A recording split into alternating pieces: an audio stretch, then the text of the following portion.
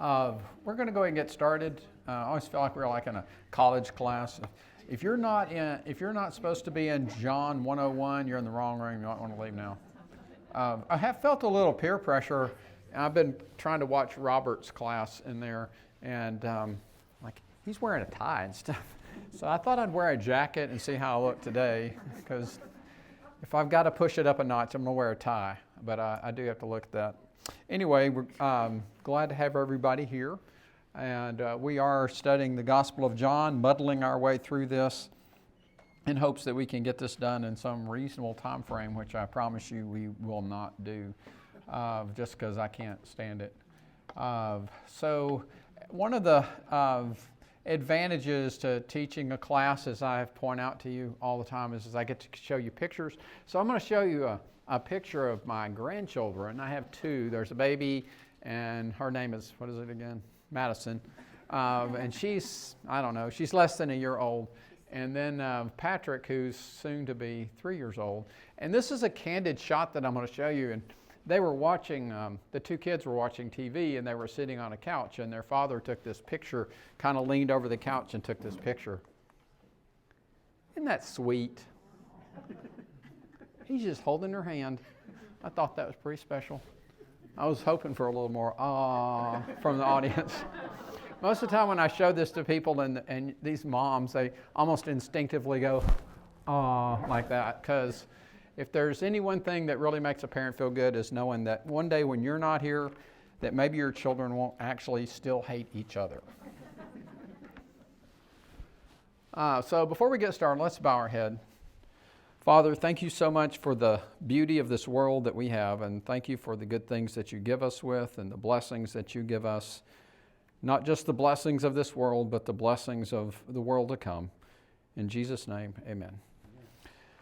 So I'm going to try to limit myself a lot from this review process. I just think that it's kind of important to sort of get your wheels kind of stuck to the ground a little bit before we keep going. And I always feel like we're kind of spinning out. The things that we've talked about at the very beginning of this class are really important, and you'll begin to see some of that as we talk about thematic writing that John does in this gospel, how important some of these ideas are. But obviously, the most important part of any of this discussion is that the book of John is not like the other gospels. And that brings up a lot of critical questions. It brings up some information to us about when the book was written, what the purpose of the book was, and you can tell those things. And you don't have to be like some theological scholar to see it. Sometimes you just have to have it pointed out to you, but once you see it, it's like, oh yeah, it makes perfectly good sense that that's kind of part of what his purpose was. When we look at the Gospel of John, though, that idea that it is a thematic type of gospel, that it's not like a chronological, historical, let me tell you everything I can remember about Jesus sort of thing, it's very dedicated to points and teachings that Jesus has. And so we have much longer stories, and we have more information, and we'll point out, hopefully we can get to the discussion about the cleansing of the temple, and just comparing what happened and what we know about the cleansing in the temple that we see in John's gospel versus the one that we see in the synoptic gospels. So again, that word synoptic is a word that means something that you'll hear people refer to as they'll talk about the Gospels. Here, all four of them all have very similar things that they're talking about, but in very different stories and very different ways, so that these three books will be referred to as the Synoptic Gospels, and John will be considered the fourth Gospel.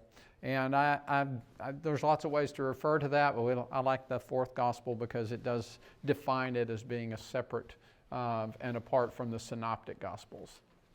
So the purpose of this book, which I hope we will point out every time, is not just a historical story of Jesus and telling what Jesus said and telling what Jesus did and telling where Jesus was.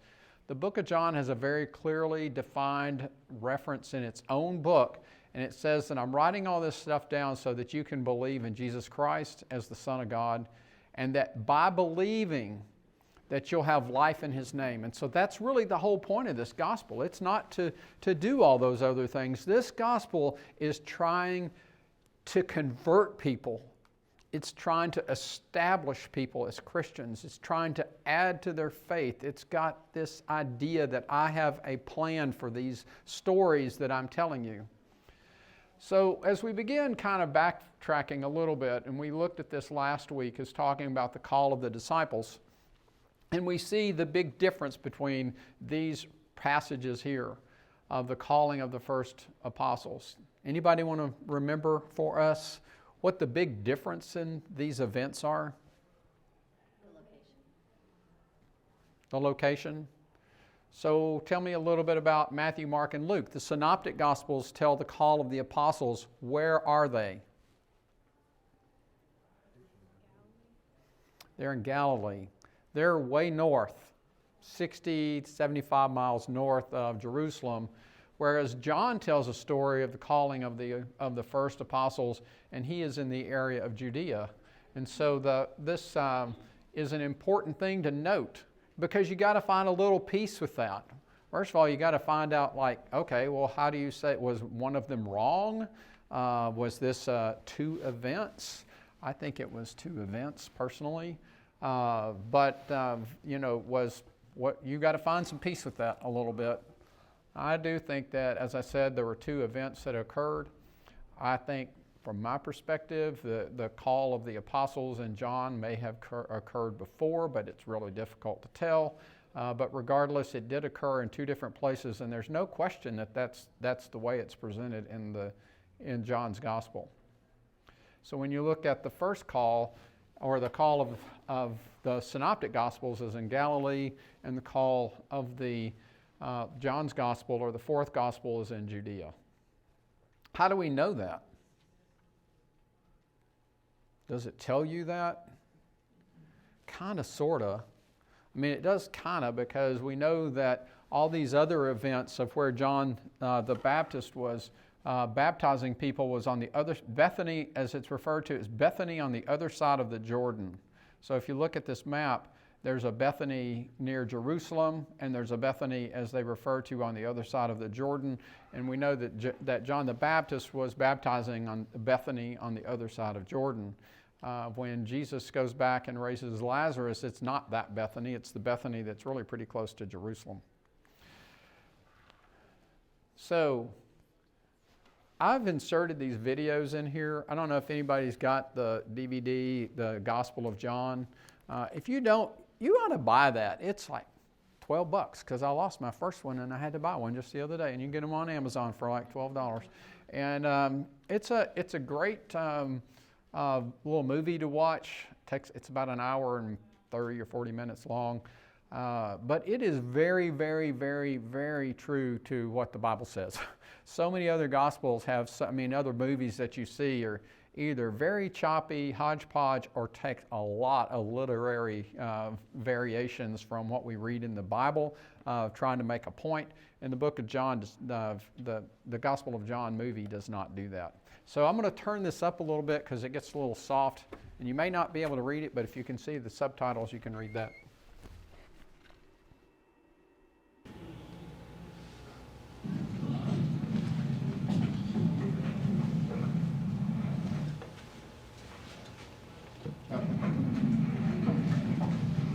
So this is the calling of Nathanael.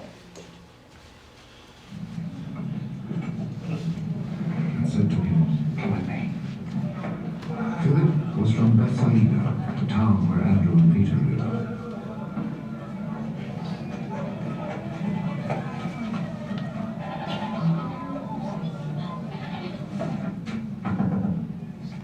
Philip found Nathanael. We have found the one whom Moses wrote about in the book of the law, and whom the prophets also wrote about. He is Jesus, son of Joseph, from Nazareth. Can anything good come from Nazareth? Come and see.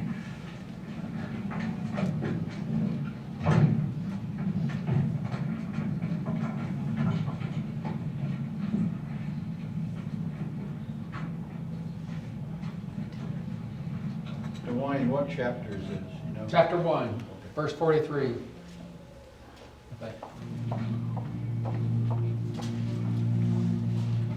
When Jesus saw Nathanael coming to him, he said about him, "Here is a real Israelite, There is nothing false in him. How do you know me? I saw you when you were under the fig tree before Philip called you.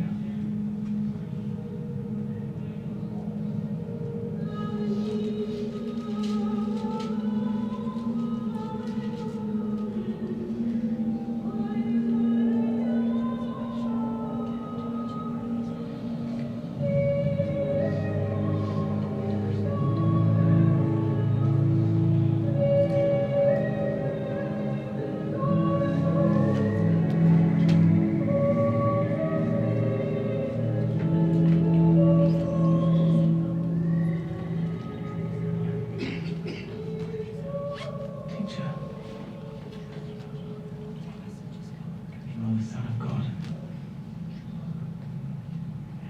You are the King of Israel. Do you believe just because I told you I saw you when you were under the fig tree? You will see much greater things than this. I am telling you the truth. You will see heaven open and God's angels going up and coming down on the Son of Man.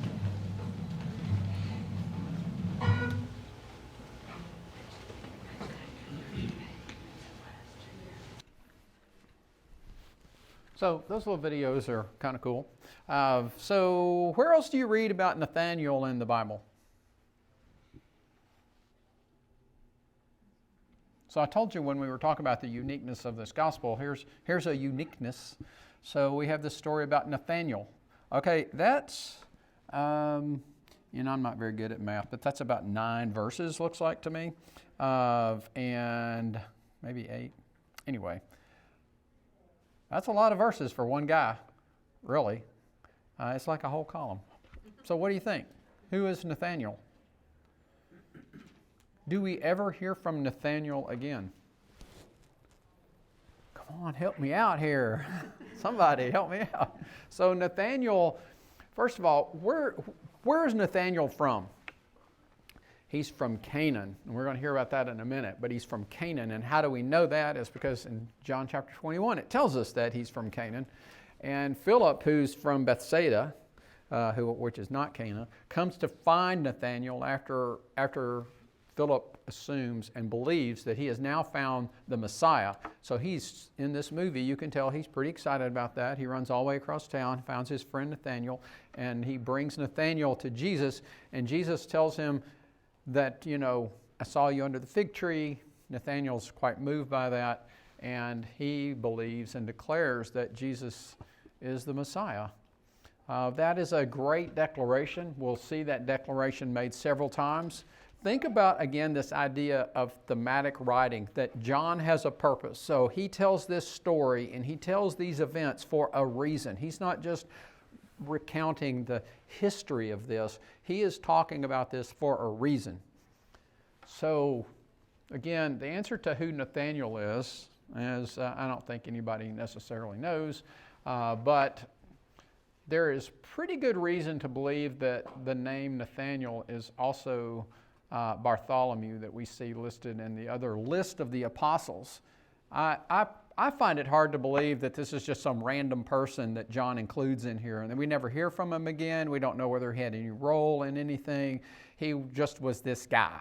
Because everybody else that we read about up until then in the call of the apostles, James and John, Andrew and Peter, and now Philip and Nathaniel, we see these people called out in the book of John for a reason. There's a really good idea that the people that John, who is writing this book to, knew exactly who he was talking about, because it's just hard to believe he would include him if he wasn't important.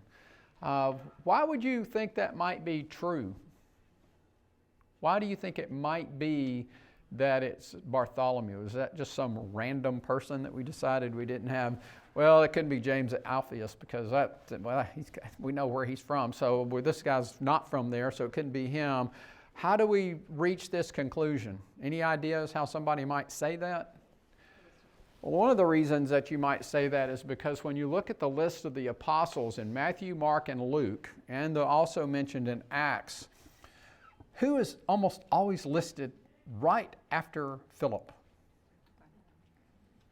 Who's listed right as Andrew, Peter, you got James and John, and we got Philip and Bartholomew. So, that could be by accident, I don't know, but that's reasonable. There's not any real words or Greek language things that would give you any insight into that, but it's just a possibility that that's who this is. So keep that in mind, because I think that's kind of cool. It's a good question to be asked on a test. Who was he and how do we know that, or why do we think that? Yes?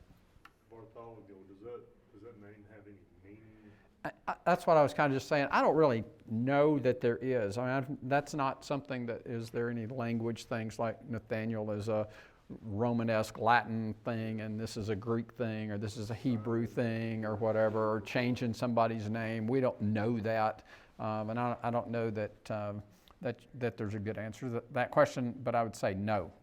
That doesn't give us any insight. How's that? A question. The other books don't mention no victory. They what? The other books do not mention Bartholomew being under a victory at any point. I'm not sure what you're saying. Say that again. Well, he's saying here, he saw him under a victory. Yes. Is that reference in any of the other books? No, this story is nowhere else. The story of the call of Nathaniel is nowhere else in Scripture. But the call of the other apostles is, and that was the other point that we're making, is that one of them occurs 60 miles up the road and the other one's down in Jerusalem. So, there are differences in those stories, but this story is clearly longer, than the call of even the other apostles. This is the whole thing. So I think that, Nathaniel is an important character at this moment in time, but I think some of the things that we read here in this book that would help us stay on task for what the purpose is, one of them is the fact that Nathaniel actually makes a declaratory statement that you are the Christ, or you are the Messiah, with a fairly limited amount of information. I think there's just a whole lot more to that story. And maybe even some miraculous parts to that story, other than the fact that Jesus knew where Nathaniel was. I find that a little curious because, you could have seen somebody walking by and seen Nathaniel over there, but there just appears to have been something that Nathaniel was doing, thinking, saying, whatever under this fig tree. They sort of make it in this movie where, maybe he was praying about something like this and he had this sort of like light in the vision sort of thing. And he knew that Jesus had done that. I don't know, but I do know that he was enough impressed with what happened, and it wasn't that he just happened to have seen him under a fig tree somewhere. There had to be something that was miraculous enough that Nathaniel was aware that nobody could have known that. So, questions about that? So the other important statement in this that I think is sort of thematic is this idea about Jesus saying, hey, I'm glad you know who I am, but if you are impressed with that, you just wait. Because one day, you're going to see, as he says, I tell you the truth, that you're going to see heaven opened and the angels of God ascending and descending on the Son of Man. So what reference do you think that might be to? Does that bring up any thoughts in your mind about some other time that we might have seen the heavens opened up and angels ascending and descending on somebody or something or someplace? So keep in mind, in the next couple of stories we're going to see is that John clearly is trying to make some points about the temple to the Jewish audience that were included in his audience that he's writing this book to. And when we think about the story of Jacob in Genesis, that Jacob was asleep and he's kind of running from the world and wild things are happening, and he goes to sleep and he has this dream / vision of the angels ascending and descending on that place, and he named it Bethel because of that. And we see that Jesus clearly is making a reference to a similar event. And here he's making a reference again. I think you'll see that in the next two stories that there is this idea of heavens opened up and things coming down and settling on a place and creating this place. And the story of Jacob is an actual place, but Jesus is the place that we see referenced in this passage. And so we talked about the idea that John makes at the beginning of this book in chapter 1, where he talks about the Word became flesh and it tabernacled among us, that Jesus came and dwelt here with us. This is another reference in that similar idea of something from heaven is coming down here and tabernacling with us. It is present with us. And that idea that heaven is opened up and these things are happening. When I think about Jesus' life on earth, there is this idea that, it's kind of sad, that Jesus came and he was rejected by men and he got crucified on a cross. And then the glorious thing is that he was raised from the dead. And now all these good things happen. But the story of Jesus' life, I think sometimes when you read it, and I think it's more that way in the Synoptic Gospels, there's a little bit of a darkness to it. It's just like Jesus kept trying this and nobody listened, and he kept trying this and nobody listened, and then they all got mad at him and they crucified him. But how does Jesus refer to his perceptions of why he was here and what was going to happen on the cross? Jesus says that we'll certainly see in several references moving on into the book, he describes it as being glorified, that you are going to see the Son of Man glorified. What's he talking about? He talks to Nicodemus and he makes reference to that I'm going to be lifted up. That sounds really good. I'm going to be lifted up on a cross. That wasn't exactly what Nicodemus was thinking, but Jesus' concept of what he was here for and what he was doing was for that. And that was glorification of Jesus' ministry. And so keep that in mind, because we have this idea that the Pharisees, especially in chapter 7, 8, and 9, at least 8 and 9, we'll see him talk about the temple. And we'll also see if we get there, Jesus talking about when he clears the temple. They start quizzing him. Who are you to be doing this? Show us some miraculous sign that you can be kicking us out of the temple and whatever. And he says, you destroy this temple and I'm going to raise it back up. Well, they had no idea what he meant. But it was the same thing. I'm going to recreate. I'm going to tabernacle with you. And that is different than the tabernacle that you've had before. I'm coming down here in a different way to be with you. Just like God came down and settled on the tabernacle as a big cloud and probably a very scary looking thing. I'm coming down here to be like you and to tabernacle with you. And that the gates of heaven will be opened up and you'll see angels ascending and ascending and whatever. And that idea of things are the same, but they're different. The same used to be something that was very physical, and this is going to be something that's not so physical. So, chapter 2. So, we're going to talk about what John refers to and uses this word about the signs. And we'll see a couple of times here pretty quickly in the first 4 chapters, and that's beginning here in chapter 2, is that he refers to the signs. And so John has got a purpose. He's going to talk about these signs. He's going to teach people about these miraculous things that Jesus did and these miraculous things that Jesus said. And if you look at the miracles of Jesus and there are 35 miracles in the Synoptics and John's Gospels. So when you add them all up, you have 35 miracles. And of the 35 miracles, there are these miracles that are listed in the book of John. This last one, most people sort of throw out the great catch of fish because it adds up to 7 before that, and they kind of like that number 7 because there's like 7 signs, there's 7 miracles, there's 7 encounters, and it all sort of makes this beautiful little thing of 7s, and everybody likes that, so they throw out the catch of fish because it helps out keep things balanced out into the 7. And the catch of fish occurs after the resurrection in the miraculous appearances of Jesus. So the first miracle that we're going to read about is water to wine.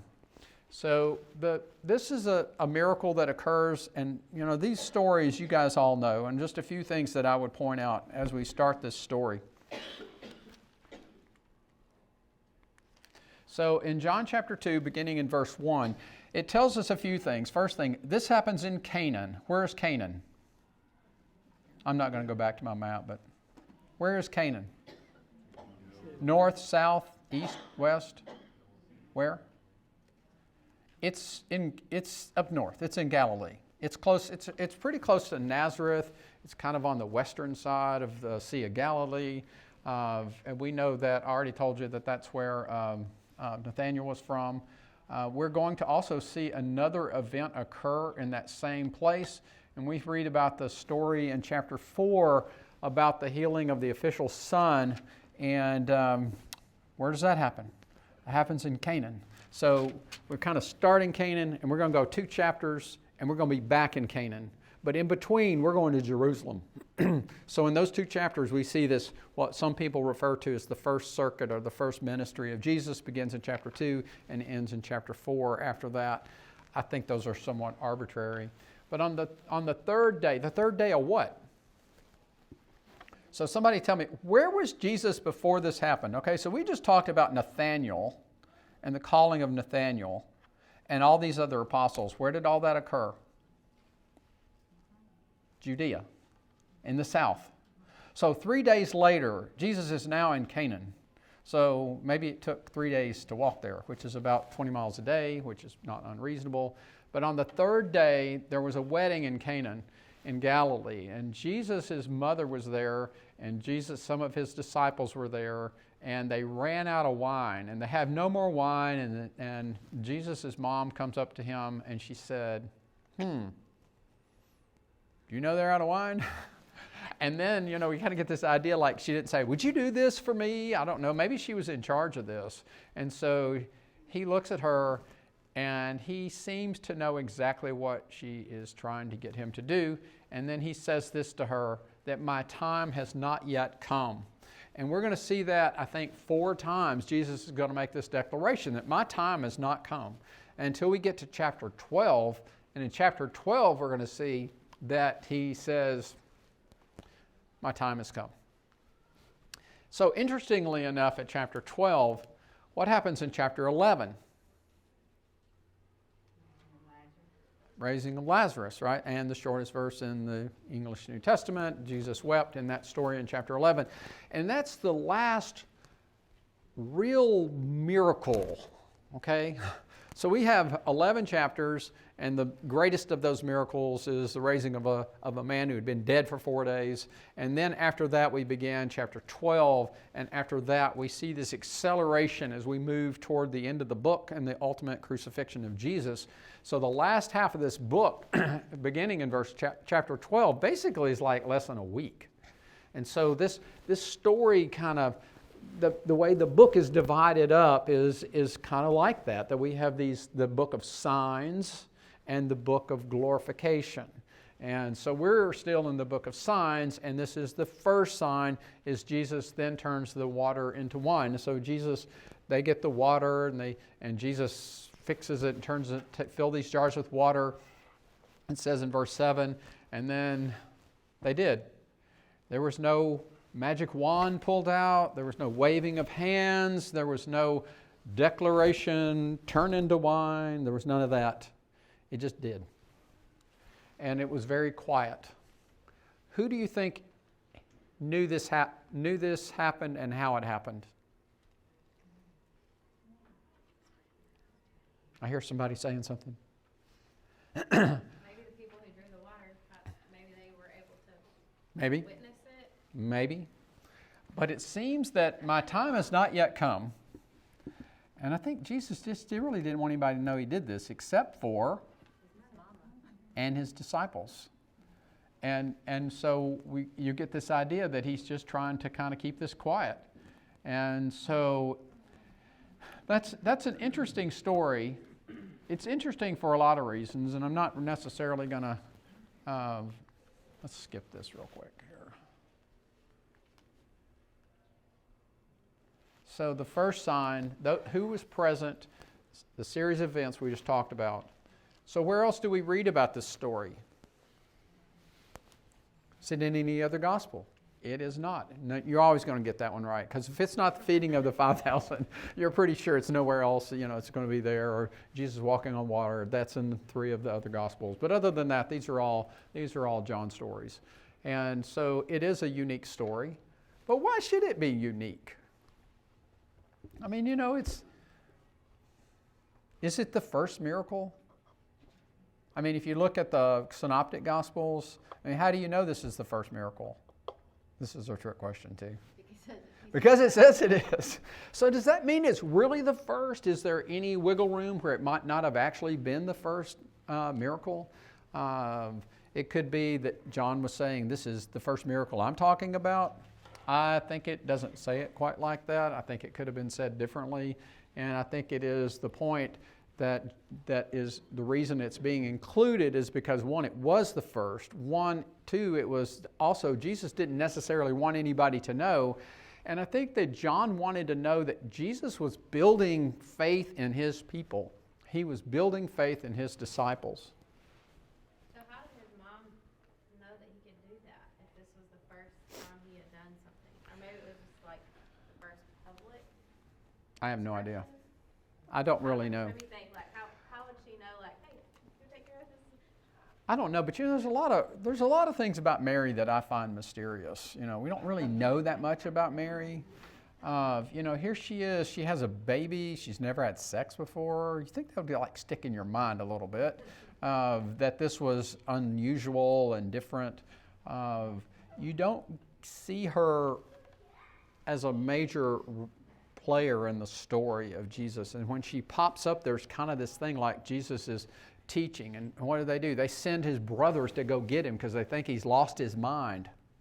Well, maybe she didn't really kind of know what Jesus was all about. I mean, maybe she didn't know what the Messiah was all. I don't know. But those are questions that I don't really have the answer to. And I don't know that there is an answer.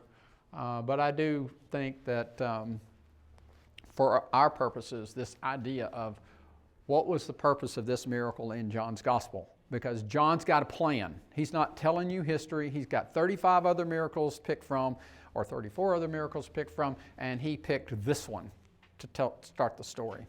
And so he does have this idea, but it is to build faith in his believers. And this says in verse 11 of chapter 2, the beginning of the signs that Jesus did in Cana of Galilee and manifested his glory, and his disciples believed in him.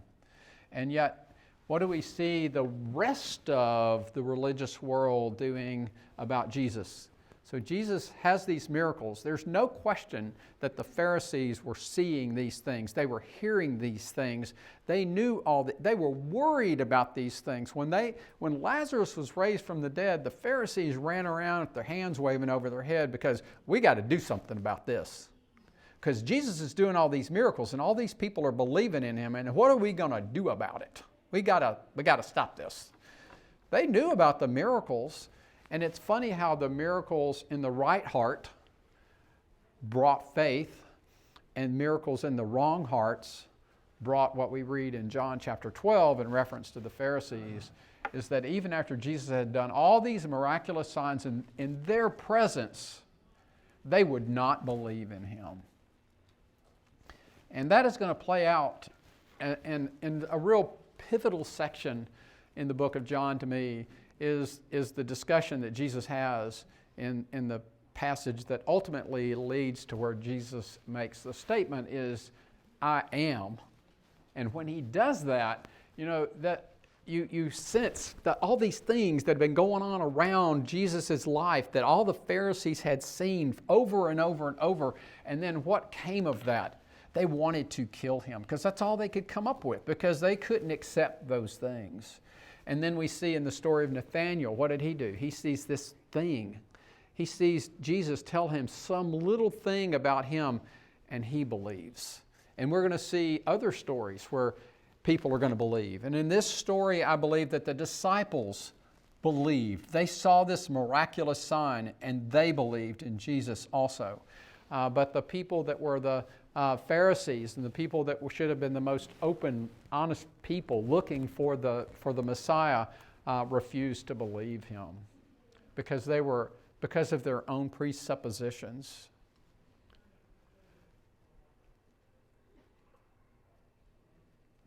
So these are my time sections, and so there's 3. I thought there were 4.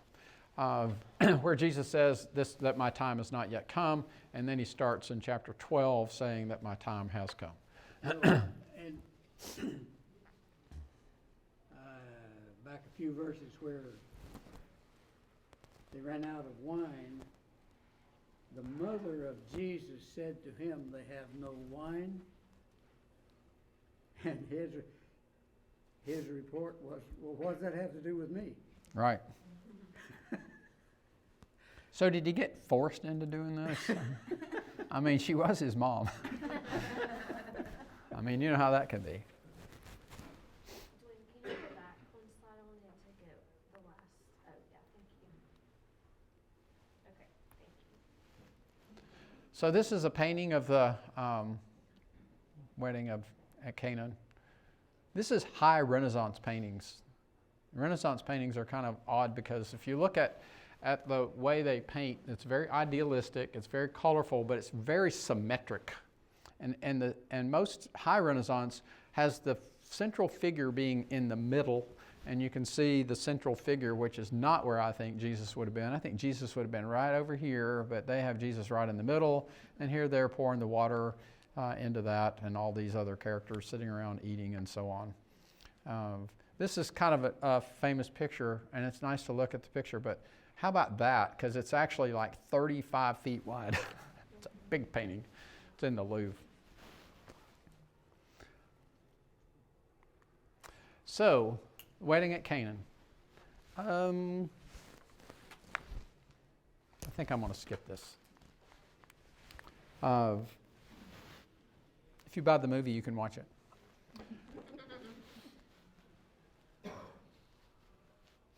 So now let's go on to the clearing of the temple. John chapter 2, starting in verse 12. After this, he went down to Capernaum with his mother and brothers and his disciples, and they stayed there for a few days. So they're still north, right? They're still in Capernaum, which is also in the north. And when it was almost time for the Jewish Passover, Jesus went up to Jerusalem. So a couple things about that. In the book of John, as opposed to the other synoptic gospels, the declaration of the Passover is very clearly defined, and there are 3 of them. When you look in the synoptic gospels, it's more like really 1. That's kind of weird. So timing, I don't know, but John does some chronology here that some people actually doubt the accuracy of, but not because it was inaccurate, but because maybe we overread that. And then the next thing is that he says, and that after when it was almost time for the Passover, they went up to Jerusalem. What does that mean? Up to Jerusalem. So they were going from the north to the south. We would say you're going up, going north.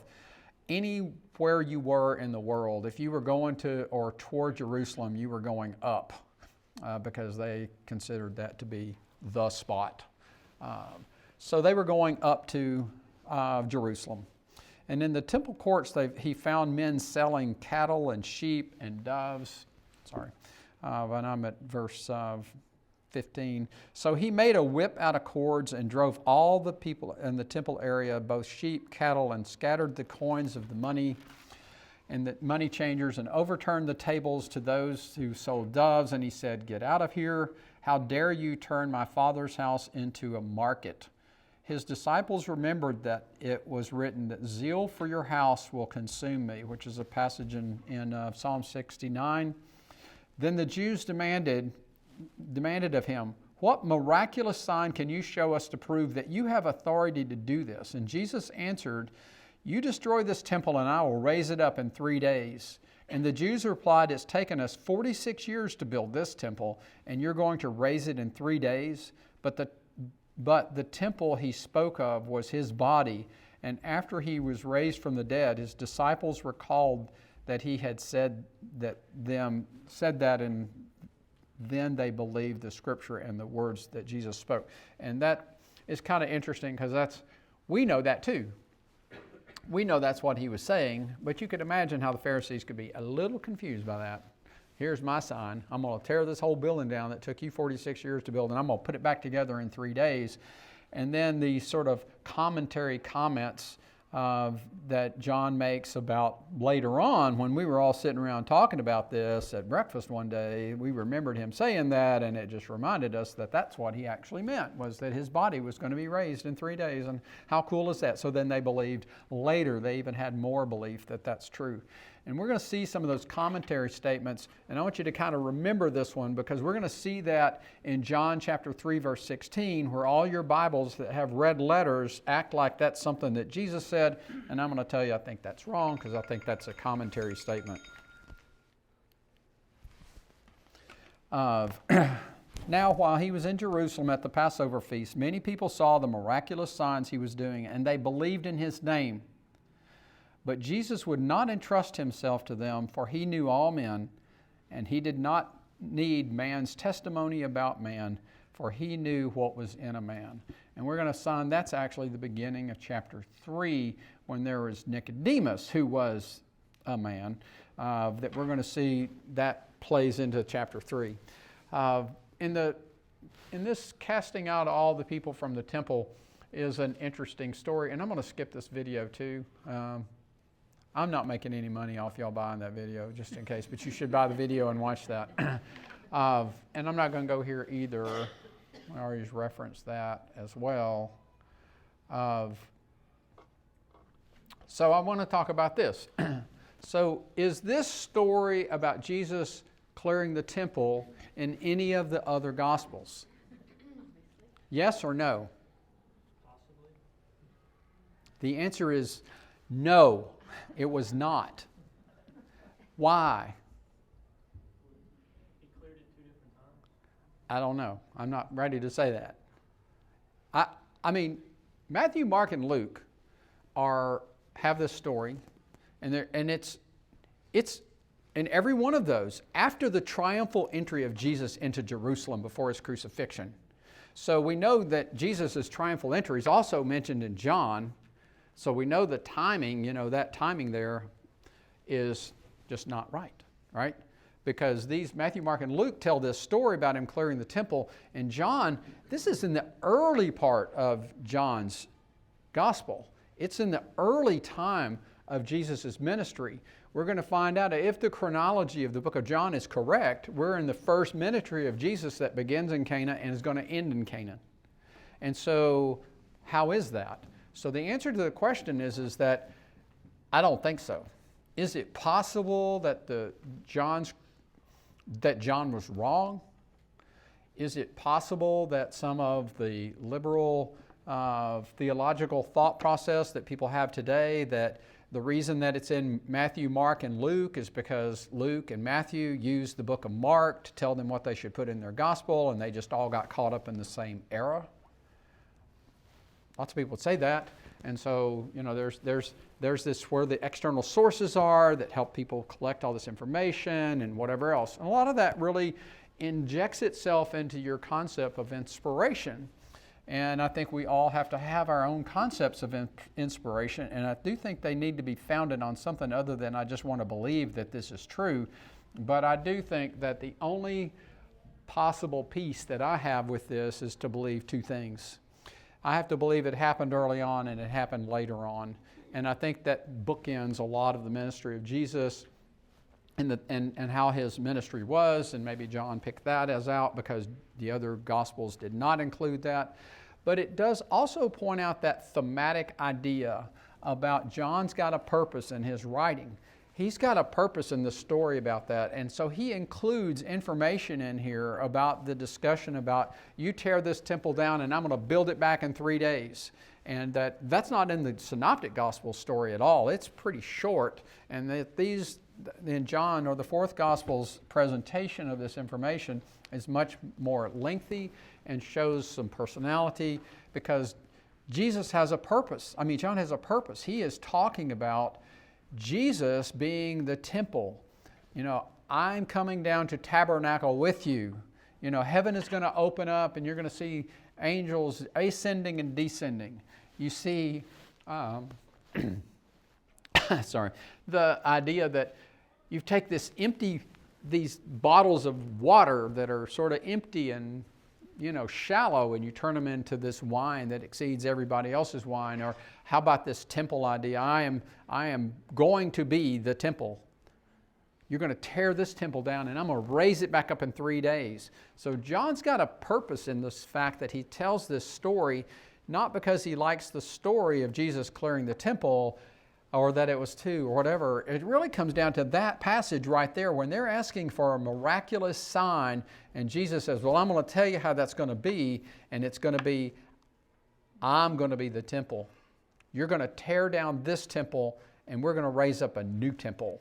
And I would refer you to the passages in Jeremiah 31 and also in Hebrews chapter 8, where Hebrews 8 is quoting Jeremiah, is that, there's going to be a new covenant. And the new covenant that we're going to have is not going to be the covenant that the religious people seem to really understand.